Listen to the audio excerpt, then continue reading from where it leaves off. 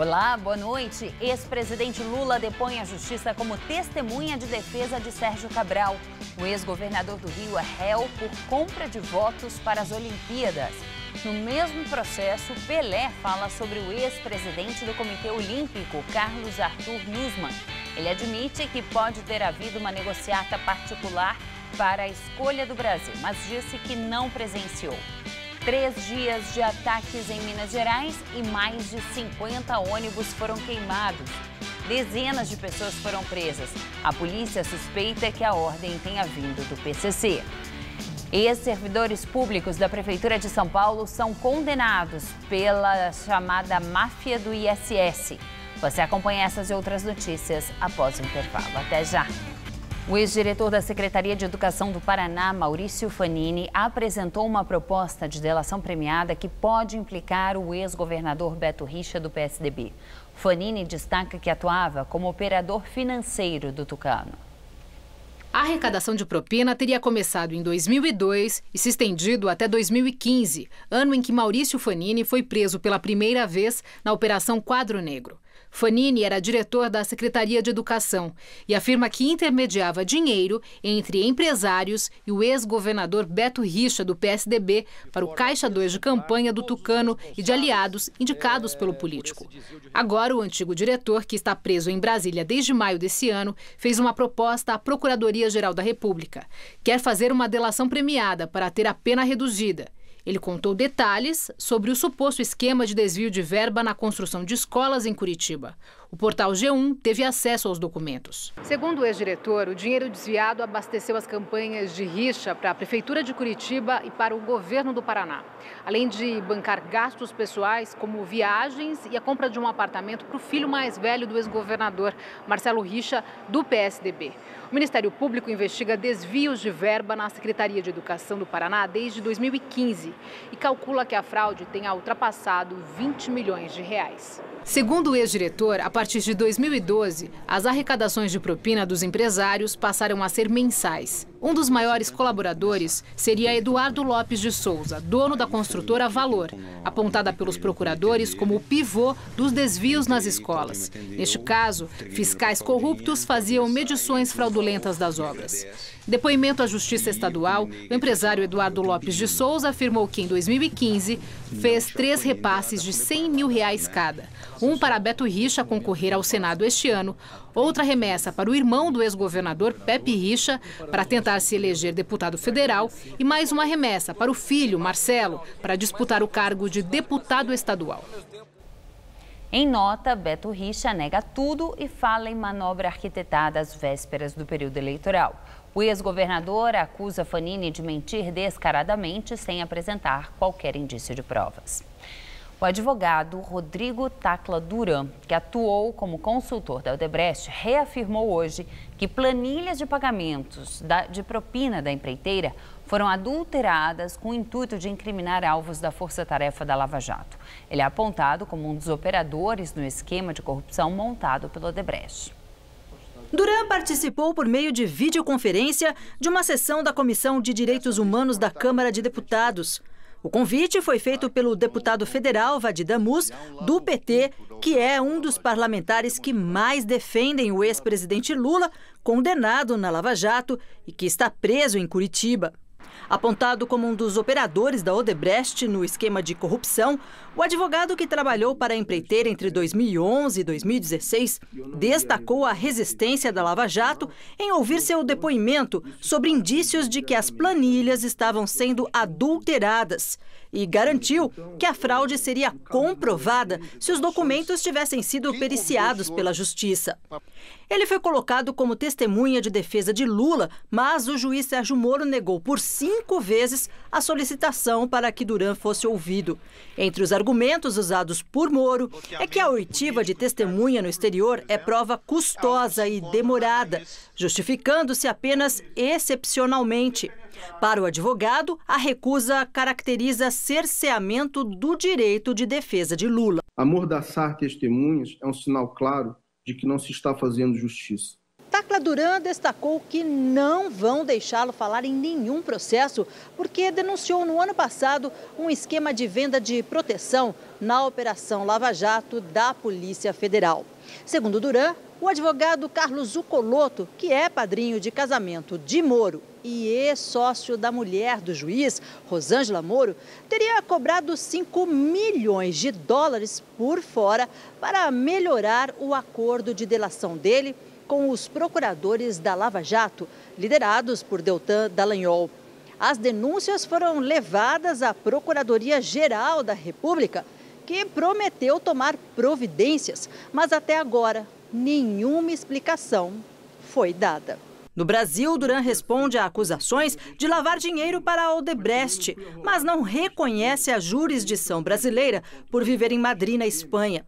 Em novembro de 2016, teve a prisão preventiva decretada por Moro. Foi preso no país europeu, mas libertado porque tem dupla cidadania, o que impediu a extradição.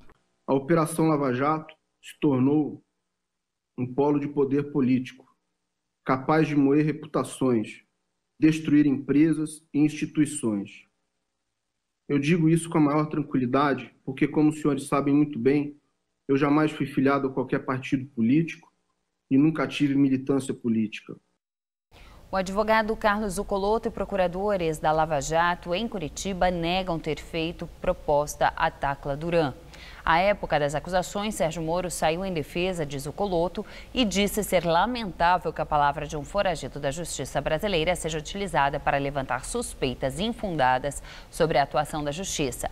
Moro destacou ainda que a mulher dele participou de uma sociedade com o advogado, mas sem comunhão de trabalho ou honorários. Ex-presidente Lula presta depoimento por videoconferência no processo que apura a compra de votos para que o Rio de Janeiro sediasse as Olimpíadas.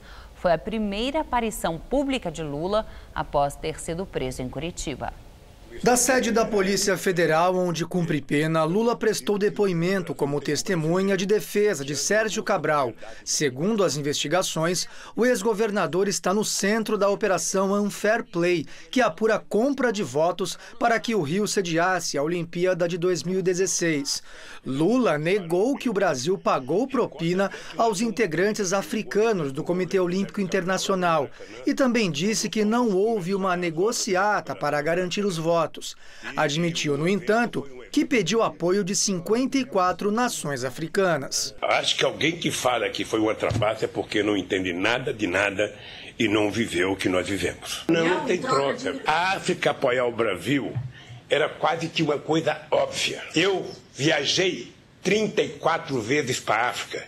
Visitei 29 países na África, abri 19 embaixadas na África. Então isso dava aos africanos quase que uma irmandade com o Brasil, sempre foi assim. De acordo com a Procuradoria, os pagamentos aos membros do COI eram feitos pelo empresário Arthur Soares, também conhecido como Rei Arthur e braço direito de Sérgio Cabral. O Ministério Público também acusa o ex-governador de ter se beneficiado do chamado legado olímpico, já que para o MP, Cabral pedia 5% de propina sobre os valores das obras, o que ele nega. O juiz Marcelo Bretas encerrou o depoimento dizendo que valorizava a importância histórica de Lula e lembrou ao contar que na juventude participou de um comício apoiando o ex-presidente na campanha presidencial. Aos 18, 17 anos estava aqui no comício na Presidente Vargas, com 1 milhão de pessoas. Vivíamos um momento diferente no país e eu estava lá. Usando o boné. Pode voltar agora. Usando o boné e estava usando a camiseta com seu nome. Lula respondeu e fez alusão a uma eventual nova candidatura. Quando eu fizer um comício agora, eu vou chamar o senhor para participar. E no próximo dia 21, o ex-presidente prestará um novo depoimento, desta vez na condição de réu na Operação Zelotes. Ele também será interrogado por videoconferência. O petista é acusado de receber propina de montadoras em troca da edição de uma medida provisória e também apontado de favorecer um grupo sueco na compra de 36 caças pelo governo brasileiro. Lula, que é réu réu em 7 ações penais, nega todas as acusações. Lula pede liberdade mais uma vez ao Supremo e ao Superior Tribunal de Justiça. Os advogados querem a suspensão dos efeitos da condenação da Operação Lava Jato. A defesa afirma que o ex-presidente é inocente e diz que os desembargadores do tribunal em Porto Alegre ignoraram provas. Os defensores também querem que o petista possa ser candidato à presidência, ressaltando que ele lidera as pesquisas eleitorais. Agora, a análise caberá ao ministro Edson Fachin do STF e a Félix Fischer do STJ. O ex-jogador Pelé também foi ouvido pelo juiz Marcelo Bretas no processo que investiga a suposta compra de votos para a eleição do Rio de Janeiro como sede das Olimpíadas de 2016. Ele prestou depoimento como testemunha do ex-presidente do Comitê Olímpico Brasileiro, Carlos Arthur Nussmann. Pelé disse que jamais soube de negociata para aprovar o Rio como sede olímpica e que os votos dados ao Brasil no COI foram de pessoas apaixonadas pelo país e pelo nosso futebol. Ainda segundo Pelé, pode ter havido tratativas particulares, mas não com a presença dele.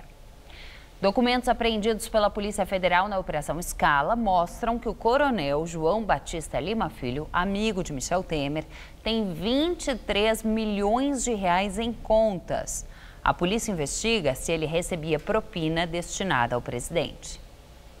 Planilhas e extratos bancários encontrados durante a operação, que aconteceu em março, mostram que os 23 milhões e 600 mil reais estão em contas correntes e de investimentos em nome do coronel Lima Filho e das empresas dele, a PDA Projeto e Direção Arquitetônica Limitada e a PDA Administração e Participação Limitada. Segundo reportagem do jornal Folha de São Paulo, a PDA Administração é vizinha da empresa mais conhecida de Lima Filho, a Argeplan na Vila Madalena. O objeto social é a gestão e administração de propriedades imobiliárias. Em depoimento durante negociações para a delação premiada, o engenheiro da Engevix, José Antônio Sobrinho, disse ter pago R$1 milhão em propina direcionada ao presidente Michel Temer através da PDA Projeto. O dinheiro teria sido depositado pela Alume, uma empresa parceira. Os documentos fazem parte do inquérito que investiga se o presidente Michel Temer recebeu dinheiro para editar o Decreto dos Portos, que beneficiou empresas do setor. O coronel Lima Filho seria o elo entre as companhias e o presidente. No depoimento, José Antônio Sobrinho também disse que a Engevix foi usada a pedido de Temer para ajudar a Argeplan em contratos com a Secretaria de Aviação Civil e com a Eletronuclear. De acordo com a força-tarefa da Lava Jato, teria sido uma forma de desviar recursos para políticos do MDB. Agora, a Polícia Federal apura se o presidente lavava o dinheiro da propina em compras de imóveis e em reformas, como as realizadas nas casas dele, em São Paulo, e da filha Maristela Temer, também na capital paulista. O MDBista nega as acusações, diz que não tem nada a ver com a Argeplan. O coronel já foi alvo de 2 operações da Polícia Federal, a Patmos e a Scala. Na última, ele foi preso e liberado dias depois, sem prestar depoimento. A defesa alegou problemas de saúde. Ele também contesta as denúncias. Hoje, José Antônio Sobrinho, da Engevix, prestou depoimento para a Polícia Federal. Ele foi dar mais detalhes sobre o repasse de R$1 milhão ao coronel João Batista Lima. Segundo Sobrinho, o destinatário final do dinheiro era o presidente Michel Temer. O empreiteiro negocia uma delação premiada com a Polícia Federal. Em celebração pelo Dia Internacional do Meio Ambiente, o presidente Michel Temer assinou um plano de metas para a regulação da Política Nacional de Biocombustíveis, que pretende reduzir a dependência externa de combustíveis do Brasil até 2028 e evitar as oscilações de preços. No discurso, Temer também comemorou a volta da criação de empregos no Brasil, apesar do número de desempregados ter superado a marca de 13 milhões de pessoas, segundo o IBGE. Nós estamos cumprindo à risca o plano de governo que nós apresentamos ao país e que, queiramos ou não, trouxe de volta o crescimento, não é? E a abertura de postos de trabalho. Ninguém pode negar isso. Por mais que se diga, não há posto de trabalho, vai ver lá no IBGE, vai ver no CAGED quantas carteiras assinadas tivemos. Vamos reduzir, estou repetindo, de 11,5% para 7%, a nossa dependência externa de combustíveis, não é? O Brasil estará menos exposto e esta frase é importante, a variação internacional do preço do petróleo e as flutuações cambiais. Portanto, quem sabe, em futuro não distante, muito próximo, nós consigamos evitar acontecimentos como este que se verificou na semana passada. Ministro da Fazenda, Eduardo Guardia, falou sobre a hipótese de subsídio para baixar o preço da gasolina. Nós não estamos discutindo nenhum programa de subsídio para a gasolina. Quando nós anunciamos a solução para o problema do diesel, nós deixamos absolutamente claro que não temos espaço fiscal para esse tipo de coisa neste momento. Então, não estou sequer discutindo qualquer problema de subsídio. E agora vamos ao comentário de política com José Neumann e Pinto. No meio da crise de desabastecimento de víveres, da pane seca, o presidente do Supremo Tribunal Federal recolheu-se, não falou, deu entrevista para a Folha, não falou nada da crise. Quando a crise acabou, ela fez um discurso belíssimo sobre o trabalho dos juízes pelo Estado de Direito. Passou tudo, o Estadão noticiou que o Brasil gastou 30 bilhões do contribuinte para baixar o preço lá do óleo diesel. A Folha noticiou que 1 bilhão está sendo usada apenas para essa redução. E a dona Carmen Lúcia, com mais um bando lá de presidente de associação do Judiciário, assinou o aumento do auxílio alimentação, o auxílio merenda e o auxílio para os juízes também levarem os filhos para a pré-escola. Bom, o Senado aprovou uma lei que abriga no seu colo de contribuinte, os funcionários dos ex-territórios de Amapá, Rondônia e Roraima, do Jucá, presidente do MDB. Vai te custar 2 bilhões de reais na folha de pagamento. Ou seja, não adianta, o Estado te extorque, te aperta e mete a mão no teu bolso para tomar mais dinheiro. Não dá para aguentar isso, é ou não é? Bom, eu volto quinta-feira, direto ao assunto, é depois de amanhã. Vem aí, tá? Em té. O dólar fechou em alta, cotado a R$ 3,80. É o maior valor desde o dia 2 de março, quando alcançou R$ 3,88. A Bovespa fechou em queda de 2,49% aos 76.641 pontos. 7 pessoas foram condenadas hoje no processo que apura desvios da chamada máfia do ISS na cidade. Segundo o Ministério Público Estadual, o esquema teria movimentado mais de 500 milhões de reais por parte de 6 ex-servidores públicos da Prefeitura de São Paulo que estão entre os réus no processo.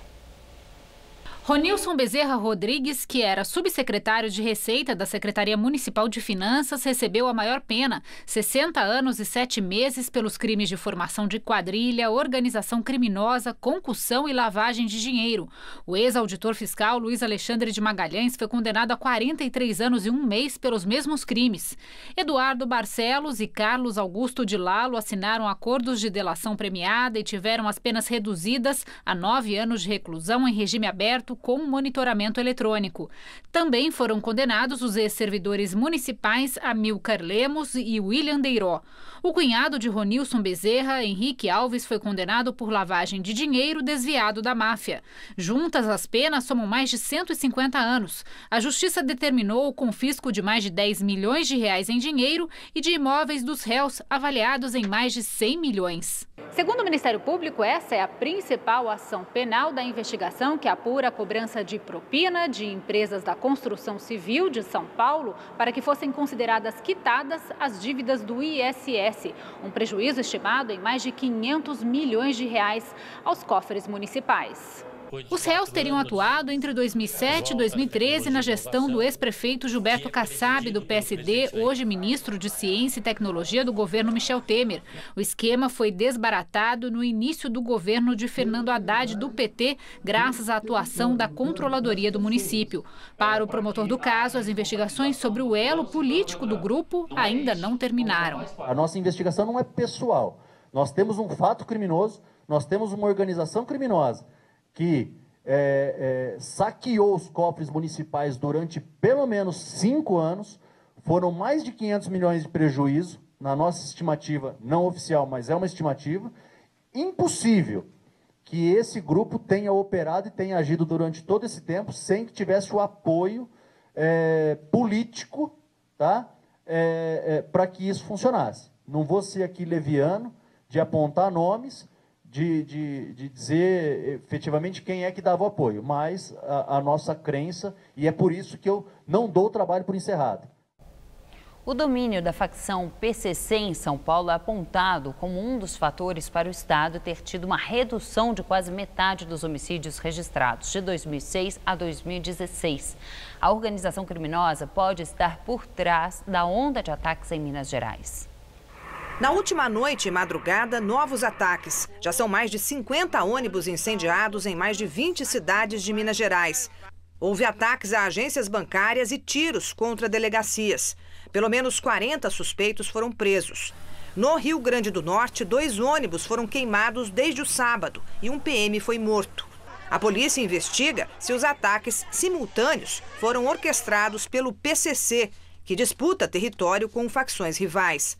A organização criminosa, que nasceu em São Paulo nos anos de 1990, espalhou tentáculos pelo Brasil, com a ajuda de presos perigosos transferidos para outros estados. Números divulgados hoje no Atlas da Violência, feito com base em dados do Ministério da Saúde, mostram que a taxa de homicídios em São Paulo caiu quase que pela metade em 10 anos. Passou de 20 mortes por 100 mil habitantes em 2006 para menos de 11 por 100 mil em 2016, a menor do país.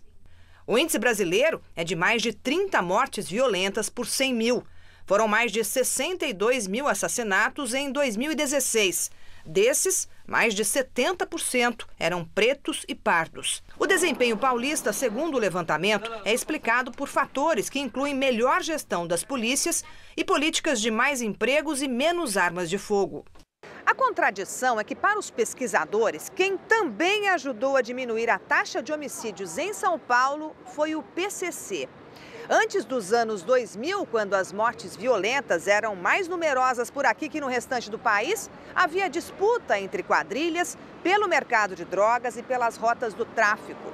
Hoje, a violência letal diminuiu também por causa do monopólio do PCC nos negócios do crime. Os estudos que existem a respeito das dinâmicas criminais no estado de São Paulo sugerem que existe uma hegemonia de uma organização, né, que faz então a regulação dessa violência letal, sobretudo por meio de dispositivos semelhantes a julgamentos informais, né, o chamado debate, né? Então, uma interdição da possibilidade da utilização da violência letal para a resolução dos conflitos nas dinâmicas criminais. Uma hegemonia que a facção criminosa demonstra querer estender para o restante do país. Segundo o levantamento, os estados com mais mortes violentas são Sergipe, Alagoas e Rio Grande do Norte, onde o índice mais cresceu, 250% em 10 anos. A maior parte das vítimas é de homens que têm entre 15 e 19 anos. Só em 2016, mais de 33 mil jovens foram assassinados. Mais de 130 animais silvestres que seriam vendidos ilegalmente foram resgatados na Operação Teia, realizada pelo IBAMA e Polícia Federal. Ao menos 12 pessoas foram presas. A ação em combate ao tráfico de animais foi deflagrada hoje em 14 estados, mais o Distrito Federal. Agentes da Polícia Federal também cumpriram mandados de busca e apreensão pelo país. O IBAMA aplicou multas em torno de R$500 mil. Os presos são acusados de comercializar aves, aranhas e répteis por meio de redes sociais usando nomes falsos. Durante as investigações, foram identificados mais de 1.200 animais à venda de modo ilegal pela internet. O governo do Irã anunciou que vai aumentar a capacidade de enriquecimento de urânio. O comunicado foi para a Agência Internacional de Energia Atômica. O Ayatollah Ali Khamenei garantiu que o material que for enriquecido terá uso pacífico para a produção de energia e utilização médica. O líder iraniano ainda afirmou que mesmo esse aumento vai seguir os parâmetros do Acordo Nuclear Internacional assinado em 2015. O governo direitista de Israel reagiu ao anúncio e afirmou que o aumento da atividade nuclear no Irã tem propósitos militares e é uma clara ameaça ao Estado de Israel. Noite de temperaturas amenas e umidade em São Paulo. Isso aumenta a sensação de frio. Durante a madrugada, o termômetro deve chegar aos 14 graus. Vamos ver com Mariana Armentano como fica o tempo amanhã.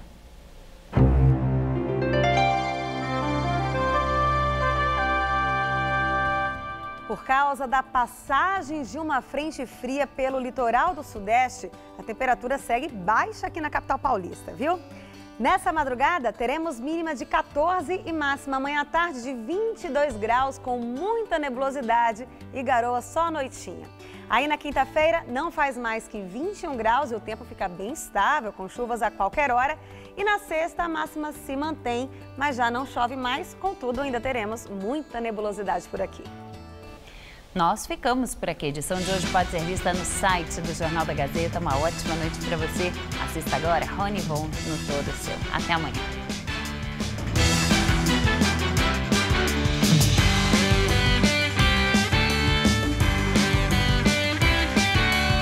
Descubra a diferença entre personalidade, temperamento e caráter. Nesta quarta, 9h30 da manhã no Revista da Cidade. Assista agora Todo Seu.